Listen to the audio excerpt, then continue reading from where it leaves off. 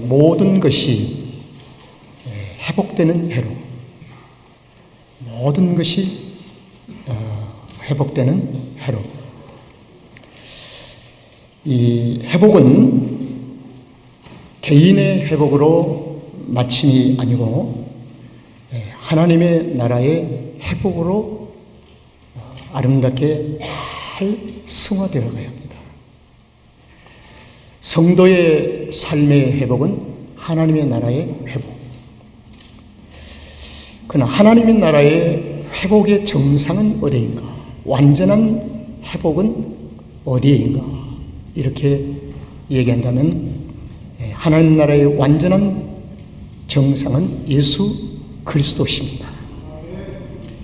그래서 교회는 신부로서 신랑 되신 예수님과의 전혀 간격 없이 하나가 되는 한 몸을 이루는, 완전한 한 몸을 이루는 그 단계를 완전한 하나님 나라의 회복이라고 얘기를 합니다. 그래서 교회는 끊임없이 하나님의 나라의 회복의 정상을 향해서 가는 성도들의 삶을 우리는 소중하게 여겨야 합니다.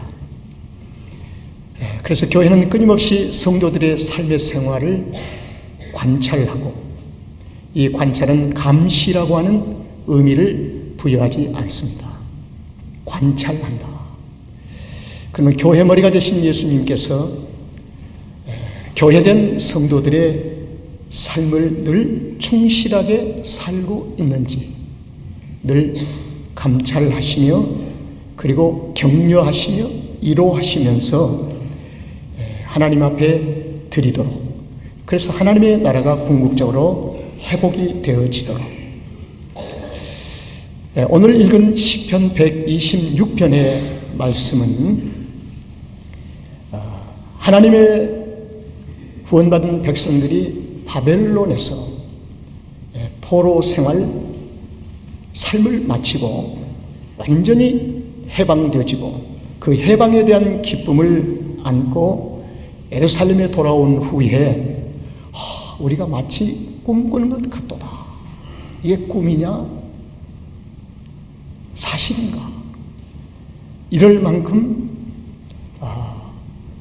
예루살렘에 있는 시온 백성들이 노래하는 그 말씀이 오늘 시편 126편의 말씀입니다. 그리고 동시에 시편 126편은 아직도 돌아오지 못한 바벨론에 붙잡혀 있는 시온 백성, 그 백성들을 빨리 좀 돌아오게 해 주십시오 하는 두 가지의 그 마음의 삶이, 소원이 담겨 있는 것이 시편 126편입니다. 그래서 126편은 회복에 대한 완전한 감사를 하나님 앞에 돌리고, 지금도 회복 중에 있는 하나님의 인도하심과 섭리를 찬양하면서 하나님 속히 돌아오게 해 주시옵소서. 이것이 시편 126편의 말씀인데, 이 126편은 어디서 이 노래를 했느냐? 성전에 올라가면서. 성도의 진정한 완전한 회복의 정상은 하나님의 성소에 들어갈 때 정상입니다. 그래서 저와 여러분이 이 땅의 모든 육신의 장막을 벗고 영원한 대제사장이 계시는 하나님의 나라의 성소에 우리의 영혼이 들어가는 그 순간에 하나님 나라의 완전한 회복이 이루어진 것입니다. 그래서 예루살렘의 성소의 성전에 올라가면서 포로 생활에서 해방된 이스라엘 백성들이 하나님 앞에 그저 이게 꿈꾸는 것이 아닙니까? 너무 감사합니다. 그런데 하나님, 아직도 우리의 사랑하는 시온 백성들이 바벨론 포로로 잔류되고 있습니다. 하나님, 저들을 어떻게 하면 속히 회복시킬 수가 있겠습니까? 라고 하는 그 마음의 간절한 소원을 담아서 하나님 앞에 드려지는 노래가 126편입니다. 그래서 회복된 자의 노래라고 얘기할 수 있는데, 하나님, 저 남방의 시내처럼, 남방은 사막을 가리킵니다. 아주 황량한 사막에 비를 내리셔서 시냇물이 흐르는 것처럼, 하나님, 지금 바벨론 속에 묶여 있는 저들에게는 광야 같은 삶입니다. 삭막하고 황량합니다.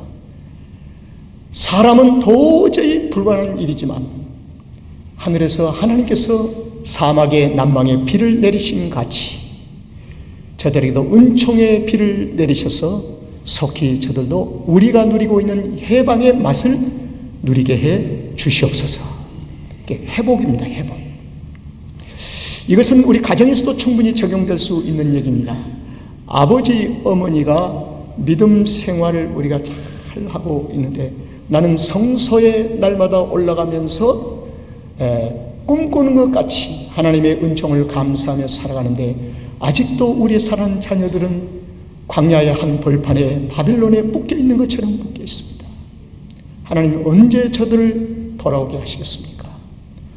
돌아오게 하신 분은 하나님이신데 하나님의 섭리가 어느 날 나타날 수 있습니까? 주여, 우리의 소원이라고 한다면 저들도 속히 우리와 같이 이렇게 예루살렘에 함께 모여 해방이 되어서 성소에 올라가게 해 주시옵소서. 이렇게 가정에도 적용을 시킬 수가 있습니다. 저는 가장 행복한 성도는 누구일까라고 하는 생각을 종종 갖습니다. 행복한 성도는 교회 첫째 목사의 가슴 속에 다 기억되고 담겨져 있는 성도, 행복한 성도예요. 그리고 플러스 행복한 성도는 사랑하는 장로님들과 사랑하는 사역자들의 가슴 속에 여러분들이 담겨 있는 그 공동체가 진정한 행복한 공동체입니다. 그러면 불행은 무엇일까? 담겨있지 아니하는 자, 담겨지지 않는 자. 자, 도전합니다. 여러분의 사랑하는 자녀들, 친족들이 여러분의 가슴 속에 담겨져 있습니까? 혈통적인 감정에 의해서 아쉬움이 아니라 하나님의 나라의 회복적인 측면에서 그의 영혼이 내 가슴 속에 담겨져 있느냐는 것입니다. 참 중요한 것이죠. 담겨져 있느냐.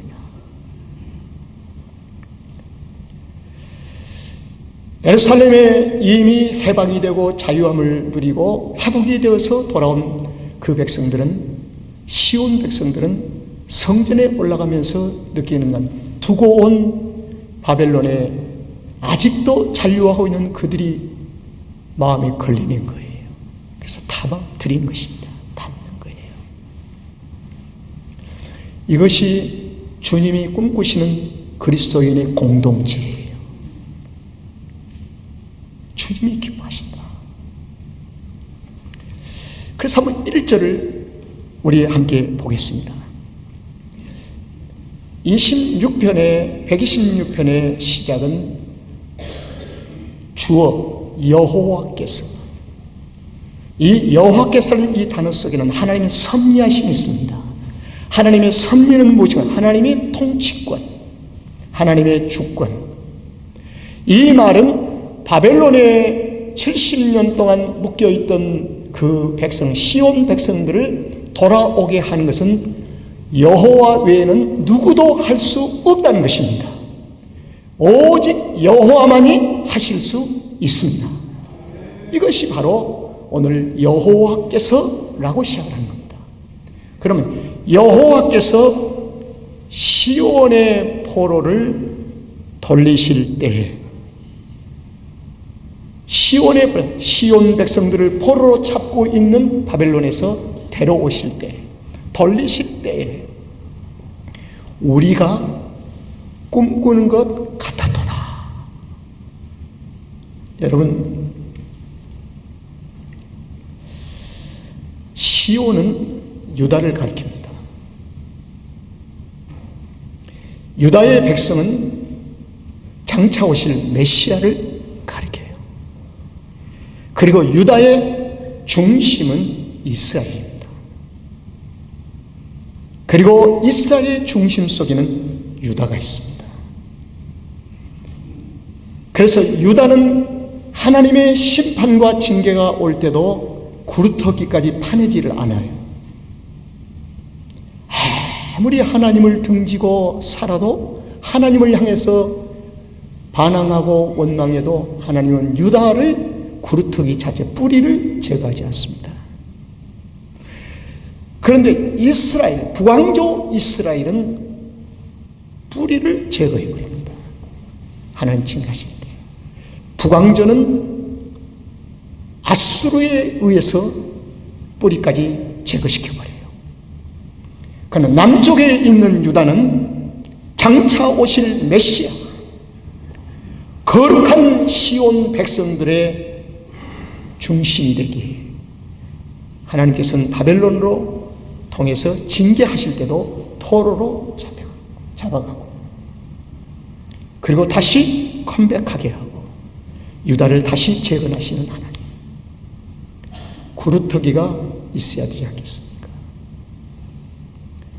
여러분, 구약의 구루터기는 신약의 중요한 단어가 있습니다. 하나님께서 우리를 징계하시되 결코 신구약성 전체 백성들에게 실족지 않게 하신다. 할렐루야! 감당할 수 있는 시험을 주신다는 말씀입니다. 그래서 우리는 징계지 심판이 아닙니다. 징계는 하나님께서 하나님의 나라를 회복하시기 위한 하나님의 사랑의 채찍이지 없애기 위한 심판이 아니라는 것입니다. 여러분, 우리는 우리에게 주신 구원은 영원한 구원인 줄로 믿습니다. 이 구원은 누구도 결코 건드릴 수가 없습니다. 이 구원의 터 위에 우리를 하나님의 영원한 나라에 이른 그날까지, 하나님 나라의 완전 회복의 정상에 이른 그날까지, 그리스도와의 신랑 신부가 완전히 연합되는 그 순간까지 성령께서는 쉬지 아니하시고 우리의 삶을 이끌어 가실 줄로 믿습니다. 그렇습니다. 우리가 꿈꾸는 것 같아도 그럴 수밖에 없는 것이지요. 70년 동안 바벨론의 종살이 포로 생활에 있으면서 도무지 빛이 보이지를 않습니다. 도무지 우리가 시온으로 돌아갈 기미가 보이지를 않아요. 그런데 한 가지 중요한 것이 있는데, 시편 137편에 보면은 이 돌아올 수 있는 근거를 하나님께서 우리에게 보여주신 부분이 있어요. 그게 무엇이냐? 우리가 바벨론에 있을 때에 바벨론에 있는 여러 강가에 거기에 앉아서 시온을 기억하며 울었다. 시온을 기억하며 울었다. 이게 무슨 말씀이죠? 하나님, 바벨론은 우리가 살 곳이 아니에요. 시온 빨리 가고 싶어요. 시온으로 돌아가고 싶어요. 그래서 그들이 흘린 눈물이 바벨론 강가를 넘치게 했답니다. 얼마나 많은 눈물을 흘렸는지. 그래서 여호와께서 그들을 안으시고 바벨론에서 인도해 내십니다. 해방, 여호와만이 하실 수 있습니다. 하나님만이. 금년에도 분명한 사실이 있습니다. 여호와께서 나의 삶을 이끌어 가실 것입니다. 하나님께서 나의 삶을 이끄시기에 하나님 앞에 나의 삶을 온전히 맡기고 살 것입니다. 이 결심이 중요한 거예요. 이 결심하는 순간에 이미 이루어지는 역사가 있는 줄로 믿습니다. 이것을 신앙의 믿음에 대한 결단이라고 해요. 믿음의 결단 끝에는 공백이 있어서는 안 됩니다. 믿음의 결단 끝에 바로 이어져야 할 것이 뭐냐면 행위입니다. 행함과 믿음은 공간이 생겨버리면 양쪽 다 죽습니다. 믿음과 행함이 함께 견고한 연결고리가 되어질 때만이 하나님의 능력과 기적과 표적이 나타납니다. 할렐루야. 자, 2절 말씀을 보겠습니다. 회복에 대한 삶의 열매가 나와요. 2절 우리 다 같이 한번 읽어보실까요? 시작. 그때 우리 입에는 웃음이 가득하고 우리 애에는 찬양이 찼었도다. 열방 중에서 말하기를 여호와께서 저희를 위하여 큰 일을 행하셨다 하더라. 그러니까 열방들이 볼 때 바벨론 포로에서 존재가 없어지고 나약하기 그지없는 그 시온 백성, 예루살렘의 이스라엘 백성들이 도무지 저들에게는 소망이 없다. 그런데 어느 날 저들을 해방이 되더라. 그래서 열방들이 열국이 보는 것입니다. 저것은 저들이 믿는 여호와께서 하신 것이야. 이걸 우리가 보여주는 거예요. 성도의 삶은 이것을 보여주는 거예요. 여호와께서. 한국 교회 역사 속에 가장 기쁨의 제사와 감사의 제사가 하늘 곡간까지 닿도록 쌓인 타임이 있었답니다. 언제인 줄 아시죠? 1945년 8월 15일 해방. 한국은 아무리 생각해봐도 일본 포로로부터 회복될 수 있는 여건도 아니고 환경도 아니고 만주에서 독립군 통통통 쌓아내도 너무 미약한 거야. 그런데 하나님께서는 미국을 들으셔서 한국 백성들이 미국을 생각이라도 했겠습니까?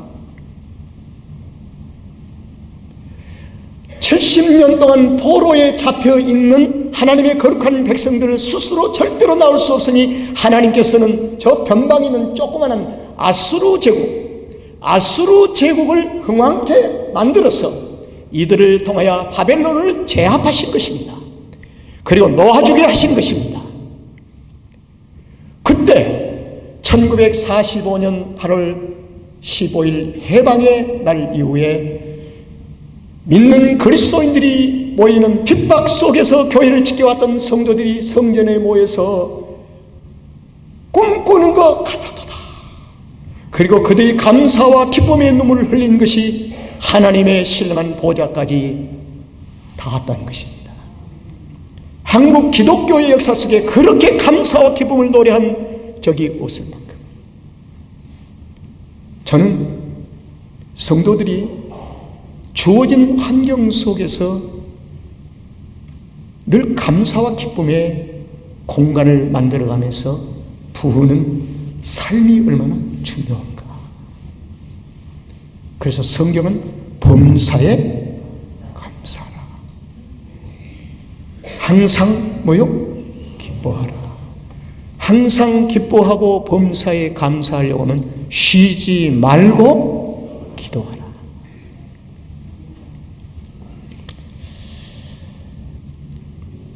입에는 우리의 웃음이 가득하고 우리 혀에는 찬양이 찼도다. 저는 작년 한 해 동안 우리 교우들에게 목양 사역하면서 가장 보람된 일이 무엇일까 생각했어요. 한 가지를 꼽는다면 그래도 매주 토요일 새벽마다 찬양을 함께 가정에서 부르게 만든 것이 나에게는 큰 목양적인 보람이다. 그 전에도 우리가 있었는데요, 찬양이요. 글쎄 옵시다. 전혀 가정에서 불려지는 찬양이 없던 사람들이 한 달에 한 번이라도 찬양의 곡이 불려졌다고 한다면 사역의 보람이 아니겠습니까? 보람이 아니겠습니까?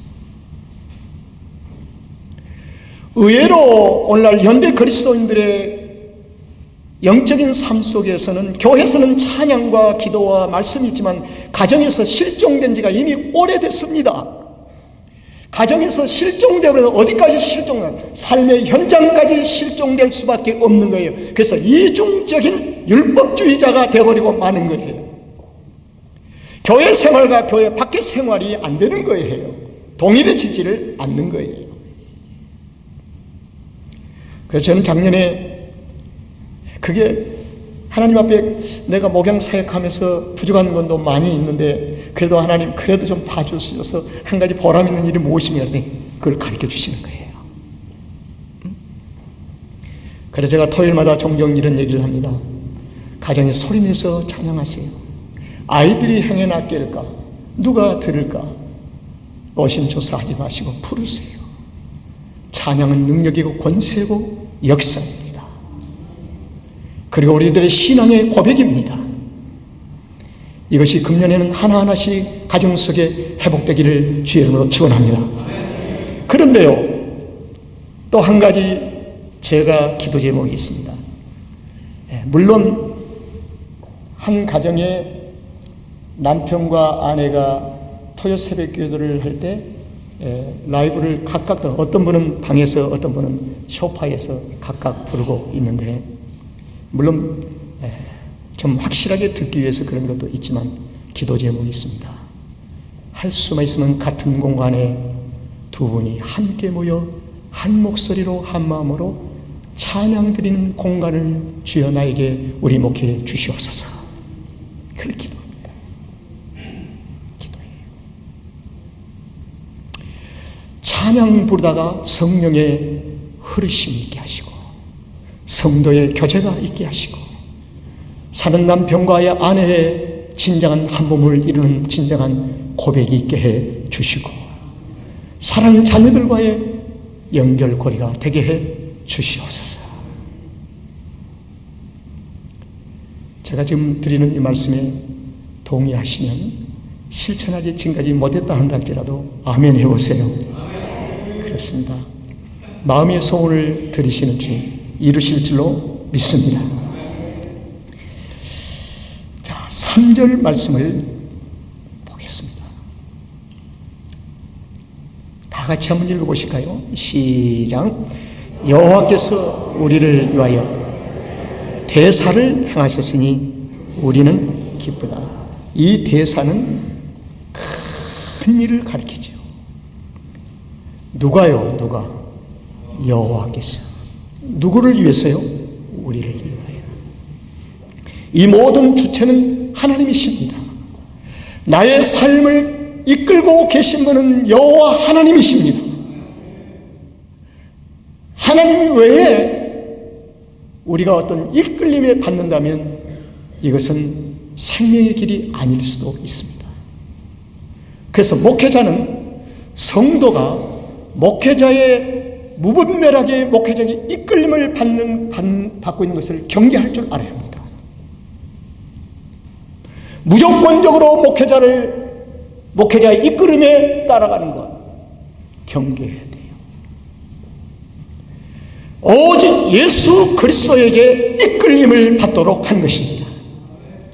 이게 굉장히 우리의 삶의 생활에 균형이 있는 그리스도인의 생활의 삶입니다. 저는 이런 얘기를 많이 하지요. 성도들에게 여러분 목회자가 힘들고 어려울 때 동정하지 마세요. 나는 동정 목회를 해본 적이 없습니다. 나는 차라리 여러분들의 동정보다도 주님의 긍휼하심을 받기를 원합니다. 성도들의 동정이 과잉되어지면 목회자가 하나님의 도움을 간구하지 아니하는 쪽으로 흐른다면 이것은 심각한 영적인 오류를 범하게 되는 것입니다. 그래서 저는 내가 한때 몸이 상태가 굉장히 안 좋았는데도 우리 동료에 있는 목사님들 양곡교인 지용동 목사 이런 분들이 거기 가서 한 번도 나의 연약함을 얘기해 본 적이 없어요.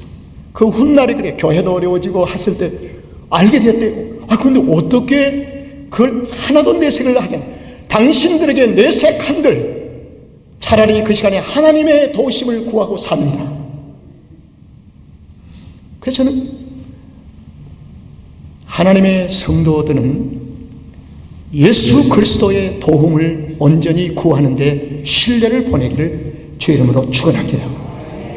매우 중요합니다. 여호와께서 우리를 위하여 대산을 향하셨으니 우리는 기쁘도다. 기쁘도다. 이 3절까지 예루살렘으로 회복되어서 돌아온 시온 백성들의 노래입니다. 그리고 4절부터는 오 하나님 저 바벨론에 남아있는 백성들을 속히 돌아오게 해주시오라고 하는 간절한 소망을 얘기하는 것입니다. 4절을 보겠습니다. 4절 다 같이 시작. 여호와여 우리의 포로를 남방 시내들같이 돌리소서. 하나님 아직도 우리의 포로들이 바벨론에 있습니다. 남방 시내들이란 이 말은 남방은 광야 중에서도 가장 드라이되고 사람이 살 수 없는 사막을 가리켜요. 그런데 하나님께서 그 광야의 사막에 비를 내리셔서 사막 가운데 길을 내게 하시고 물이 흐르게 하신 것 같이 하나님 저 남은 포로들은 절대 스스로 돌아올 수 없는 황폐되어진 우리의 백성들입니다. 저들에게도 비를 내리셔서 시내가 됨같이 하나님의 긍휼하심을 구합니다. 돌아오게 해 주시옵소서. 성도는 사막이 비 한 방울이 내리지 아니하고 황량한 사막이라 한다 할지라도 그 가운데에서 하나님의 특별하신 역사하심이 있으면 시냇물을 볼 줄 아는 믿음의 성숙함이 있어야 합니다. 저 아침에 베이스 커뮤니티 철치를 오다가 저희 집사람이 우리 권사님 빨리 이름이 생각이 나죠.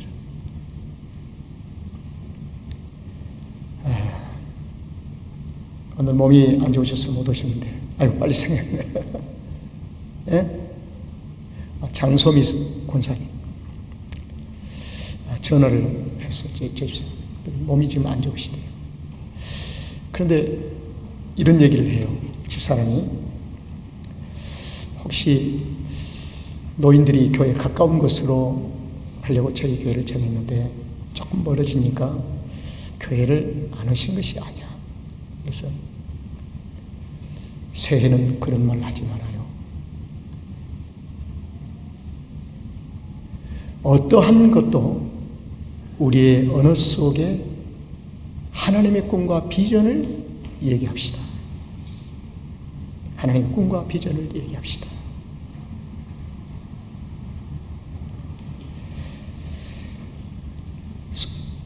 성전에 올라가면서 이들이 하는 이 노래 중에 아직도 잔류하고 있는 그 먼 거리에 있는 바벨론의 그 우리의 백성들을 돌아올 것이라는 확신을 가지고 남방의 시내들 같이 돌아오게 해달라고 하는 것은 믿음이지요. 믿음이요. 자, 여러분과 제가 지금 성전에 있습니다. 그리고 바벨론 수천 킬로미터에 떨어진 바벨론의 포로로 이제는 흩어져 있는 소수의 우리 이스라엘 사람들이 시온 백성들이 있어요. 자, 그들을 잊어버리고 살겠습니까? 아니면 돌아오는데 불가능할까요? 라고 생각하시겠습니까? 그러나 오늘 성전에 올라가는 이들의 노래 속에는 광야가 시내가 됨과 같이 하나님 저들도 속히 돌아오게 하시옵소서. 이게 바로 믿음이에요. 따라합시다. 이것이 믿음이다. 이 믿음을 구체적으로 표현하고 사는 사람에 의해서 하나님은 이 땅의 지도자로 맡기십니다. 하나님의 나라를 회복하는 데 영적인 지도자로 맡기시는 거예요. 그래서 우리 어린 아이들을 이러한 신앙으로 심어주는 거예요. 이러한 아이들 모습 속에서 우리의 어른들의 삶의 생활이 이들 앞에 본을 받게 해주는 거예요. 그래서 이 아이들이 차곡차곡 쌓여져서 언어가 달라지고 하나님의 비전과 꿈을 얘기할 수 있는 사람이 되어질 때 수만 불의 수천만 불의 재산을 그에게 유산을 물려준 것보다도 믿음의 유산이 더 존귀한 줄로 믿습니다. 믿음의 유산이에요. 제 말씀을 이렇게 정리해 보겠습니다. 5절을 한번 보세요. 5절.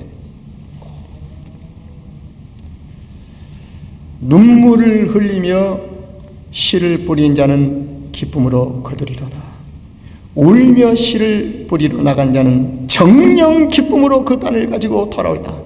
저는 이 5절 6절에서 성산에 올라가면서 지금 포로로 잡혀있는 그들을 향해서 회복을 강구하는 그들의 모습과 그들과 바벨론에서 어떻게 한 공동체 안에 살았을까라고 한다면은 어쩌면 지금 1차로 회복이 되어서 성전에 올라가면서 보는 이 무리들은 137편 1절의 말씀대로 바벨론 강가에 매일 밤마다 눈물을 쏟고 울며 불며 기도한 무리들이 아닐까.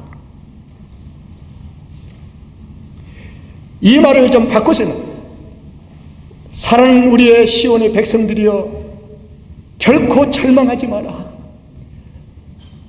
나는 과거에 바벨론에 있을 때 그발 강가에서 울고 눈물로 씨를 뿌렸다. 그랬더니 그 씨가 결코 헛되지 아니하여 하나님께서 우리를 예루살렘까지 인도해 오셨다. 그러니 이 말은 쉬지 말고 눈물을 흘리고 울어라. 예루살렘을 향하여 쉬지 말고 울고 기도하라, 그 말입니다. 자, 6절. 울며 씨를 뿌리러 나간 자는 반드시 정령, 반드시 기쁨으로, 여기서 지시 대명사가 있습니다. 단은 단인데 그 단은 당신이 우는 만큼 씨앗을 뿌린, 울면서 뿌린 그 씨앗은 반드시 단을 거두리로다. 신앙생활은 요행이 없습니다. 기다림에 우연이 없습니다. 하나님 앞에 다 울며 씨를 뿌린 자는 정령 기쁨으로 그 단을 거두리로라. 말씀을 마치겠습니다. 금년에 우리 사는 성들에게 모든 것이 회복되는 해가 되기를 주의 이름으로 축원합니다. 여호와께서는 쉬지 않으시고 우리 가운데서 회복하신 일을 지금도 계속 행하고 계십니다. 그러나 우리가 해야 할 일은 눈물 흘려주는 거예요. 눈물은 씨로 비유합니다. 눈물, 울며. 우리 교회 안에 사는 장로님들과 목회자들의 마음속에 성도들을 외면하지 말고 성도를 꼭꼭 담아주세요. 최소한의 그게 기본이에요. 기본. 사랑하는 우리 장로님들, 기본이 뭘까? 성도를 담으라는 거예요. 사랑하는 아빠 엄마들이여, 여러분의 자녀들을 혈통적으로 담지 마시고 믿음의 그릇 안에 담으세요. 그리고 울어주세요. 그리고 눈물을 흘려주세요. 그리하면 반드시 기쁨으로 단을 거두는 은혜가 있을 줄로 믿습니다. 바벨론 안에 붙잡혀 있는 시온의 포로가 아닌 시온의 부요함이 회복되어지는 축복의 해가 되기를 주의 이름으로